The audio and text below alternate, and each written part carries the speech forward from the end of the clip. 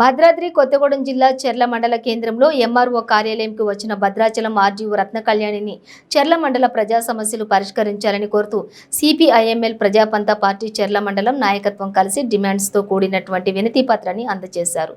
ఈ సందర్భంగా పార్టీ మండల కార్యదర్శి కొండా చరణ్ మాట్లాడుతూ చెర్ల రెవెన్యూ వారు కార్యకలాపాలు చేస్తున్న భవనం సొంత భవనం కాదని, పాఠశాలకు సంబంధించిందని, ఈ భవనం రెవెన్యూ కార్యకలాపాలకు అనువుగా లేదని, శిథిలావస్థకు చేరుకుందని అన్నారు. అందుకని ఎంఆర్ఓ కార్యాలయం నూతన భవన నిర్మాణానికి 60 లక్షల రూపాయలు కేటాయించాలని, ప్రస్తుతానికి ప్రజల అవసరాల రీత్యా ఈ కార్యాలయంలోని మరుగుదొడ్లు నిర్మించాలని, ప్రజలు సేద తీరడానికి ఒక రేకుల షెడ్డు నిర్మించాలని అన్నారు. చాలా